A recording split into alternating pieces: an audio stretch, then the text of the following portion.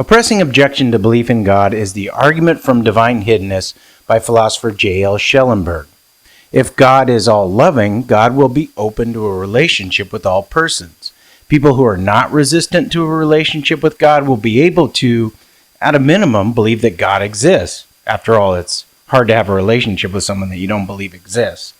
So God, being all-loving, won't do or fail to do anything that prevents securing a relationship with all people. You won't find people that are non-resistant to a relationship with God, yet don't believe that God exists. Yet, if you look around, both now and into the distant past, you'll see people who are open to a relationship with God, but don't believe that God exists. If a perfectly loving God did exist, you wouldn't find these people. You do, so God doesn't exist. Does this mean all theists should become atheists? Well, no. There are good ways to respond to the argument. Justin Schieber of Real ATHEOLOGY podcast contacted me about putting together a couple of objections to kick off a discussion. Now, I've admired Justin's work and was honored that he gave me the opportunity to dialogue with him in a mutual quest for clarity and understanding. So today, I'll use the second video in his series as a springboard for going deeper on this difficult problem for theism. At the start of the video, Schieber confesses that he finds many popular and published objections to Schellenberg's Hiddenness argument not all that pressing or accurate. Now, in my view, the vast majority of the published objections to the argument fail to present a real challenge, as they appear, in my view at least, to be based on misinterpretations of the argument. Now, I agree that many popular replies to Schellenberg's argument are based on misinterpretations. But in my view, this same thing isn't true of the vast majority of published objections. Many such objections accurately pose a real challenge for the argument. So in this video, I want to offer a few published objections that are worth wrestling with. In this video, you'll discover that there are two general ways of responding to Schellenberg's presentation of the problem. If you're a theist, I hope this gives you confidence that there are good responses to the hiddenness problem. If you're agnostic or an atheist, I hope this gives you pause to go deeper in the literature, to find ways to respond to the objections, or to move closer to belief in God. I also want to offer friendly extensions, or amendments as they're sometimes called, to some of the points that Schieber articulates. This will expose a deeper understanding of the logic of the argument and what a successful response to it requires. The main version of the hiddenness argument that Schellenberg defends is a deductive version. So, if the premises are true and the argument's logically valid, then the conclusion must be true. Just as the problem of evil comes in logical, that is, deductive, and evidential, i.e., inductive, versions, so too does the argument from hiddenness. As Schellenberg explains, quote, "We can find in the literature versions of the hiddenness argument claiming that non-resistant non-belief is incompatible with God's existence, i.e., regarding it as a necessary truth that such non-belief would be prevented by God, and also ones restricting themselves to a more modest evidential claim." Now, in the first video in this series, Schieber discusses the evidential versions of the hiddenness argument. And he notes that even though the problem of evil and the problem of hiddenness are distinct problems, there is he calls it a bleeding over of one argument into the other. Schieber articulates the evidential problem of evil by William Rowe and explains how Rowe connects this to the hiddenness of God via the parent analogy. In the second video, Schieber focuses on the logical version of the hiddenness argument, yet he doesn't connect that to the logical problem of evil. So by way of a friendly extension to Schieber's discussion, I want to follow philosopher Samir Yavdav in laying bare how there's a similar structure between the logical version of the problem of evil and then the logical version of the hiddenness argument. Now, in a moment, you're going to see why making this connection is crucial. But now let's get the parallels on the table. Let's get the tables on the parallels. Here's how Schieber summarizes it in his video. Now, Schieber is following Schellenberg's articulation of the argument in his accessible presentation of the argument in his book, the hiddenness argument, which I've got right here. Bam! The logic runs as follows. 1, if P then Q. 2, if Q then R. 3, if P then R. 4, not R. 5, not P. Now, Schellenberg completes the argument on page 103 by adding to the bottom of the argument a couple of important further steps. That is, you could think God does not exist, a loving God, but still think that God exists. So, as you can see, number 6, if not P, then S, and then finally 7, S. So 6 is, if no perfectly loving God exists, then God does not exist, and then 7, God does not exist. Now, one thing to note, though, is that this is not how the argument's often reformulated by critics. This is because the modality of the argument is included in those versions. Now, sometimes you'll see versions actually with the modality made explicit, whereas other times you won't. This matters because if you read off a version of the argument like the deductive basic one we just discussed, you may miss the fact that there are necessary connections. And the necessary connections, or the necessity claims, matter both to the argument and how you respond to it. For instance, here's a formulation of the argument by Daniel Howard-Snyder. Number 1, necessarily, if God exists, then God unsurpassably loves such created persons as there may be. 2, necessarily, if God unsurpassably loves such created persons as there may be, then for any capable created person, S, at time t, God is at t open to being in a positively meaningful and reciprocal conscious relationship with S at t. 3, necessarily, if for any capable created person S at time t, God is at t open to being in a positively meaningful and reciprocal conscious relationship with S at t, then for any capable person S and time, it's not the case that S is in a state of non-resistant non-belief vis-a-vis the proposition that God exists. 4, there exists at least one capable created person S in time t such that S is or was in a state of non-resistant non-belief. Therefore, 5, God does not exist.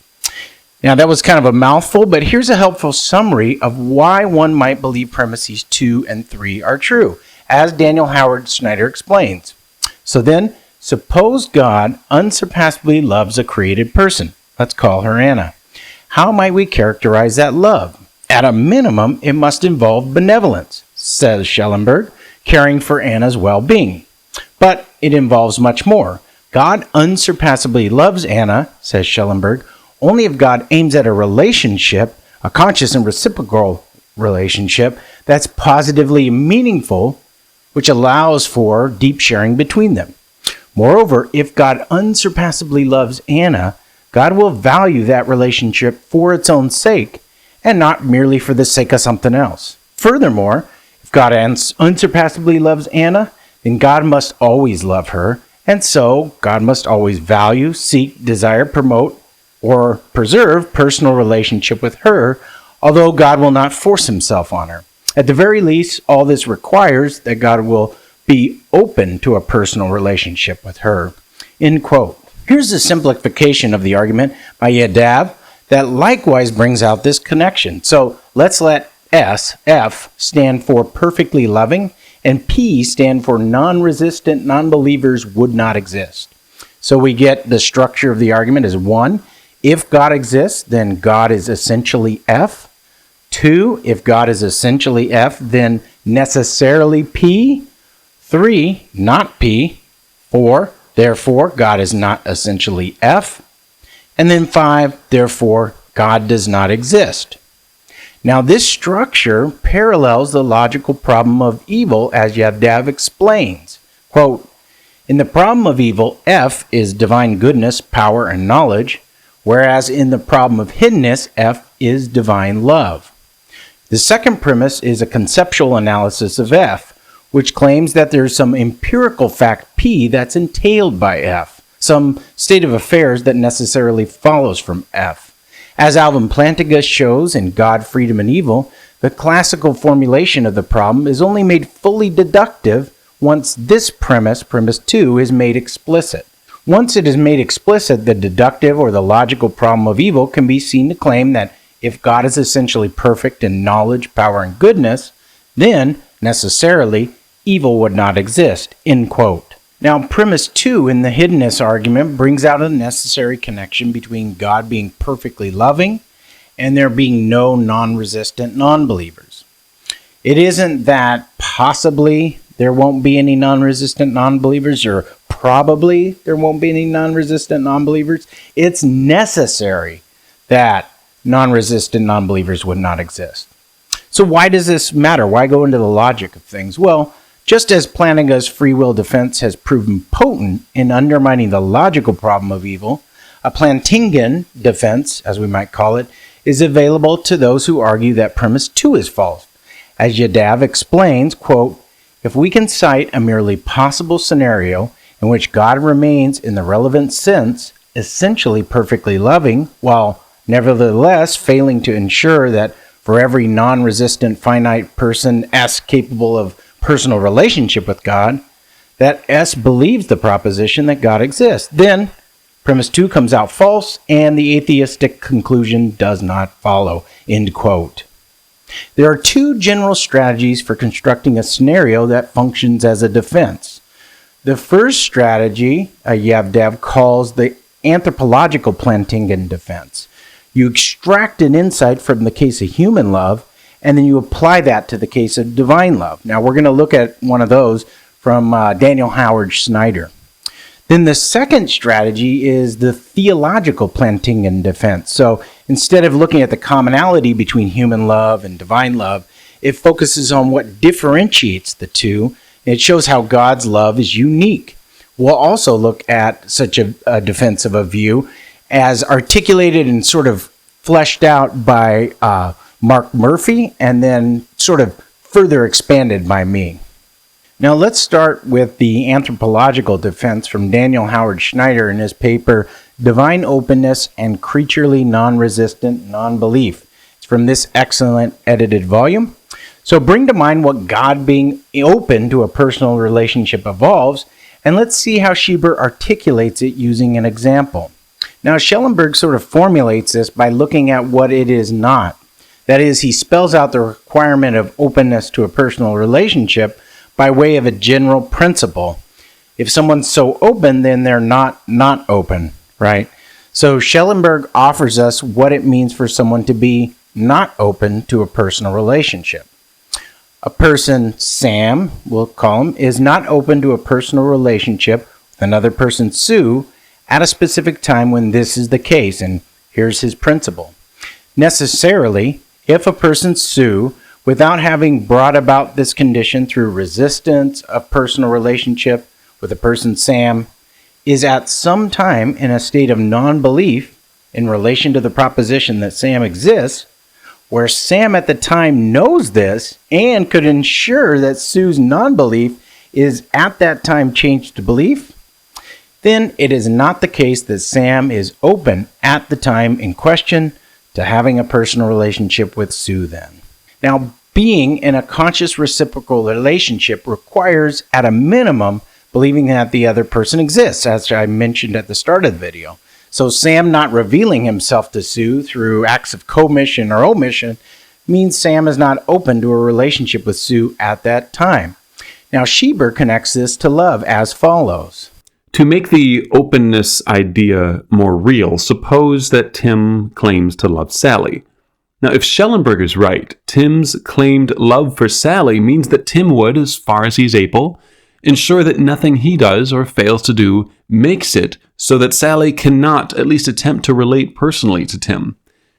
Again, this is a very modest claim.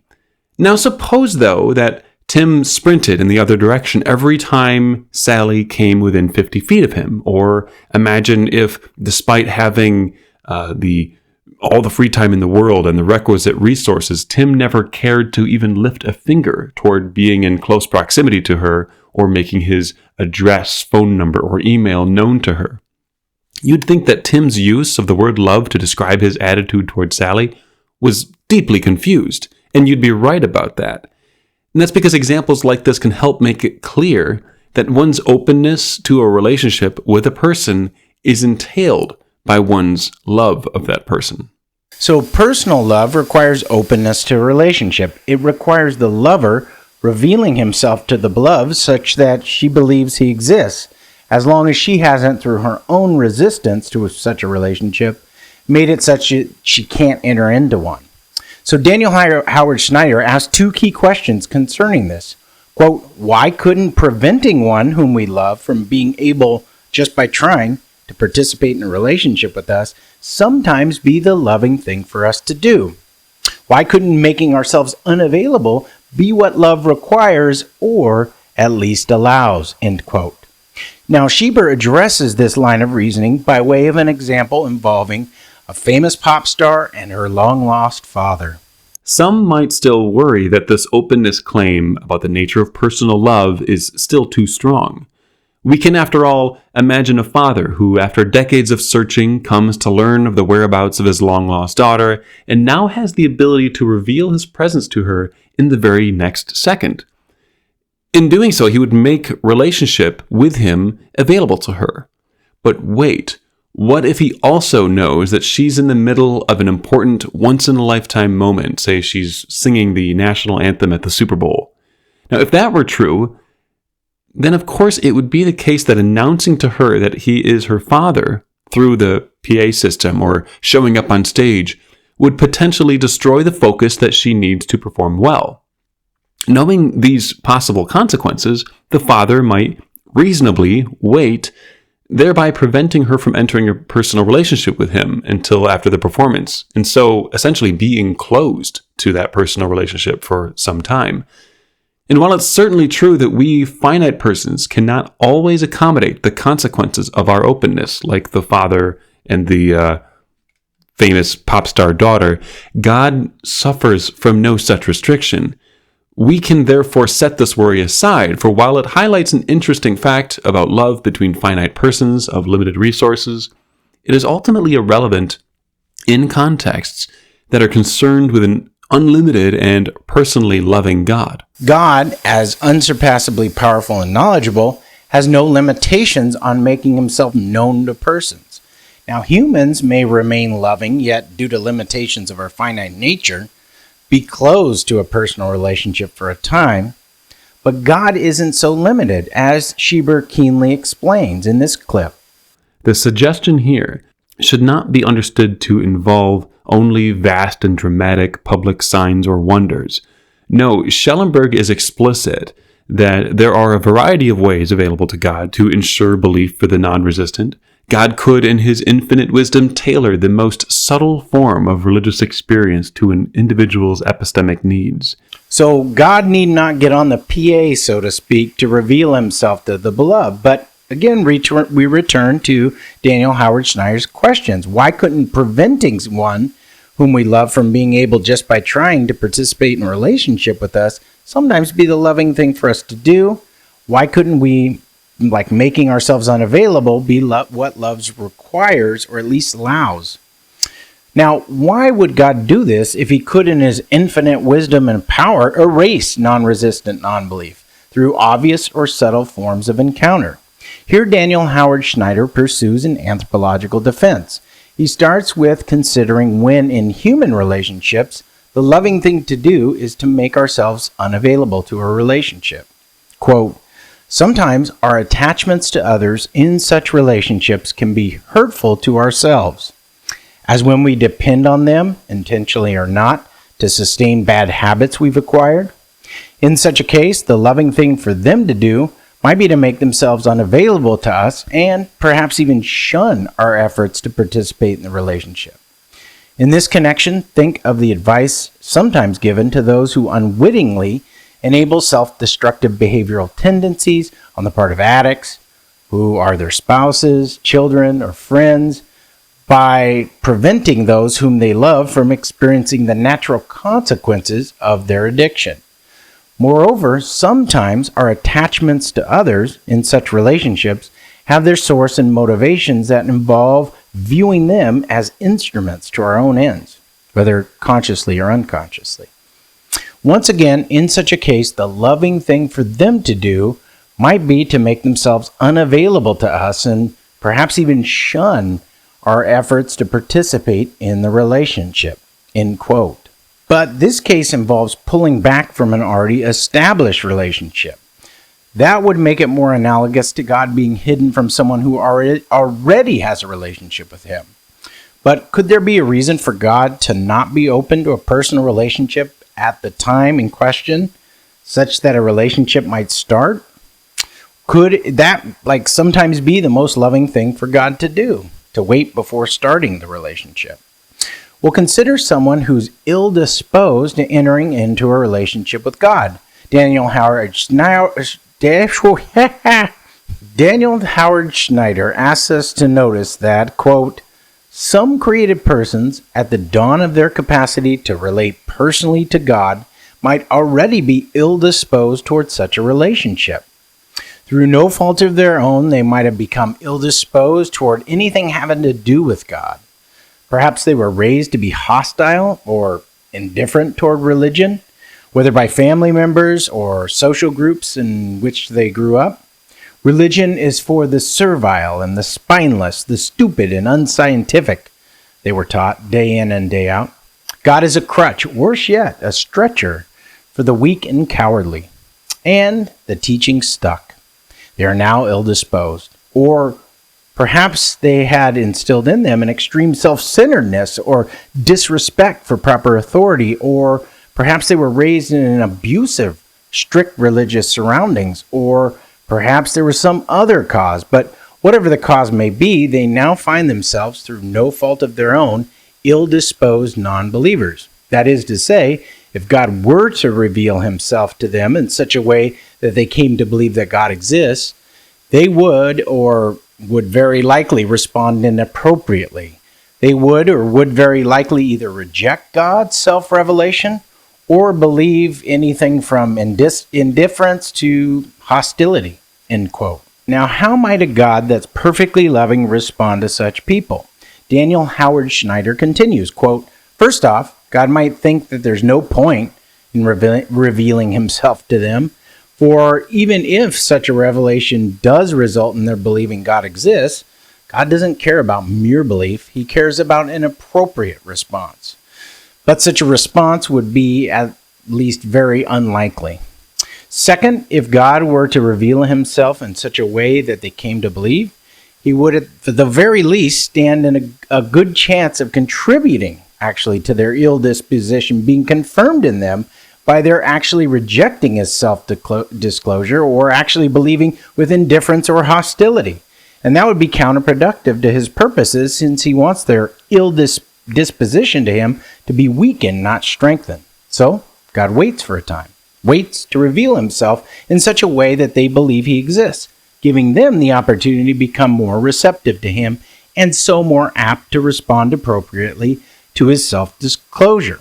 And he influences them in subtle but respectful and loving ways toward this end. For example, by placing religiously serious people in their lives who are neither stupid nor unscientific, neither servile nor spineless, and so on. End quote. Now you might wonder, isn't this a case of a resistive non-believer? Aren't ill-disposed non-believers resisting relationship with God? Yes, good observation. And then Daniel Howard-Snyder uses this to prepare us for addressing a well-disposed non-believers who are non-resistant regarding a relationship with God. Now, there are two cases of well-disposed non-believers, ones who are responsible for their disposition to God and those who are not. Here, Daniel Howard-Snyder explains why God may allow well-disposition, yet not responsible for being so disposed, people remain non-believers for a time. Quote, examples might include creative persons who have been virtually determined, say by parental or other social training, to be well-disposed, but who, for one reason or another, do not yet believe that God exists. In that case, as they become capable of relating personally to God, they're disposed to entering into such a relationship with him, all right, but they had no say in becoming so well-disposed. This is unfortunate because, all else being equal, a state of affairs in which one enters into a personal relationship with God, but one has little if any say in being disposed to do so in the first place, is not nearly as good of a state of affairs in which one enters into such a relationship with God and one had a significant say about becoming disposed to do so. Suppose God prefers the better state of affairs. In that case, God might well not reveal himself in such a way that well-disposed non-believers who are not responsible for being so well-disposed believe that God exists. For, again, they're not responsible for being disposed to enter into such a relationship. And God prefers them to confirm their own good disposition toward him on their own in the face of contrary desires and competing allegiances, before he reveals himself to them in such a way that they come to believe that he exists. Now, in that way, God allows them to make their involuntarily acquired good dispositions toward him and relating personally to him genuinely their own, end quote.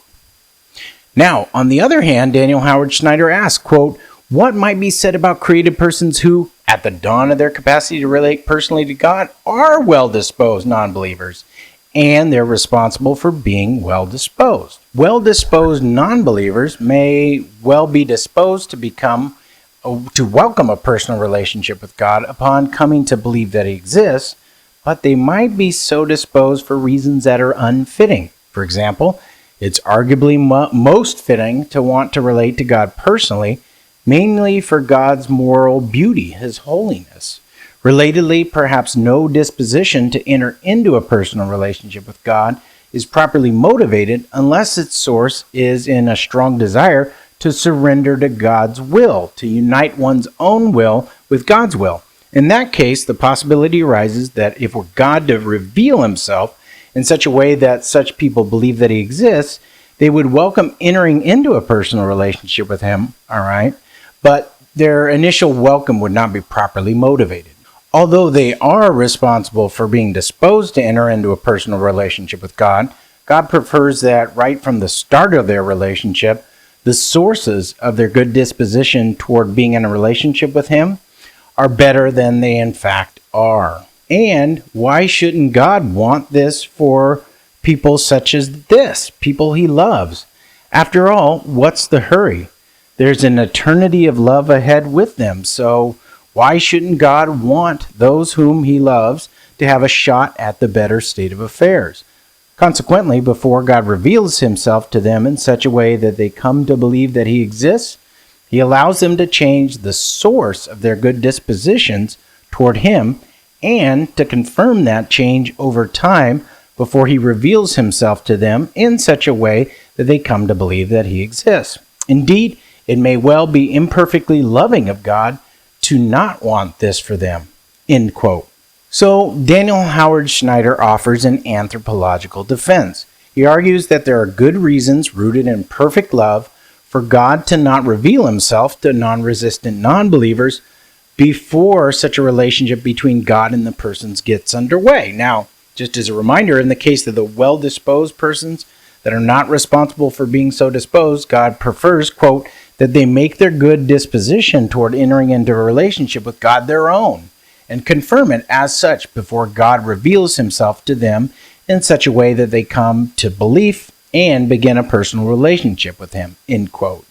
And then in the case of well-disposed non-believers who are responsible for being so disposed to God, he prefers, quote, that they modify or at least aim to modify the unfitting sources of their good disposition toward entering into a relationship with God and confirm this modification or aim before God reveals himself to them in such a way that they come to belief and begin a personal relationship with him, end quote. So now we have an anthropological Plantingan defense against the hiddenness argument. Now let's take a look at a theological defense. We'll start out with Schieber explaining this aspect of person-directed love involving the desire for union. Person-directed love aims distinctly at personal relationships for its own sake. Those words, for its own sake, are key here, for the love that we have for our beloved is not reducible to a mere tool or practical means for benefiting them. My being in a loving relationship with my wife is not a mere means for bringing about additional ways for making her life better. The personal relationship is valued and sought for its own sake. Of course, this might include me doing things that I anticipate will improve her life, but that is not the point of the loving relationship. The loving relationship itself is the point. It is valuable for its own sake. Now, Schellenberg himself actually anticipates an objection to his view that's related to what Schieber just explained. The value of union in human relationships isn't merely intrinsic. Part of what makes such love valuable is the flourishing of the individuals in the relationship. As Schellenberg says, quote, "One such argument will say that the sort of sharing relational love I have in mind is so important in human life and should indeed be cultivated by us because we need it to get along with each other, and advance the human project, as well as to grow and flourish individually. There is, for example, ever so much that we can learn from each other in sharing relationships. But God doesn't need to evolve and grow or to get along with others in order to survive. God doesn't need to flourish," end quote. Now, Schellenberg thinks this is not a worry for the following reason, quote, "Such an argument might have some weight if its reasons for saying love is good were the only reasons, but they're not. For one thing, these reasons all stress love's instrumental value in human life, what it's good for. Isn't love also intrinsically valuable, good in itself? And if so, mightn't there be a very different reason for saying God would have it too? A person who's open and sharing, willing to give herself in relationship, after all, has a quality we admire," end quote. Notice that Schellenberg allows for love to have both instrumental and intrinsic value, even if, as Schieber says, quote, "the love that we have for our beloved is not reducible to a mere tool or practical means for benefiting them," end quote. It is still true that part of the value of being in a loving relationship is that the person's life goes well for them. It contributes to their flourishing. However, we need to be careful here. The instrumental value of being in a loving relationship is not that it's a means to promoting the flourishing of the beloved. Why? Well, because the relationship itself, as a loving relationship, is partly constitutive of the well-being of the lover or the beloved.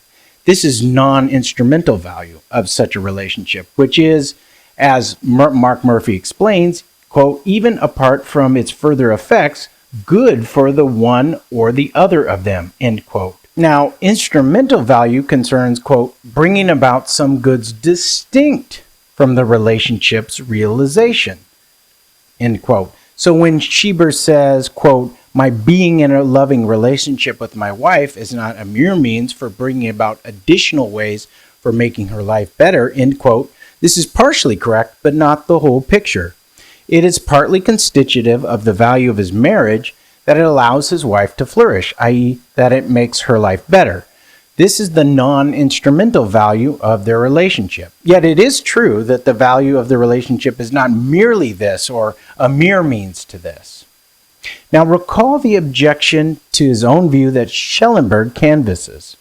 Part of what makes personal relationships rooted in love non-instrumentally valuable is that, quote, "we need it to get along with each other and advance the human project as well as to grow and flourish individually," end quote.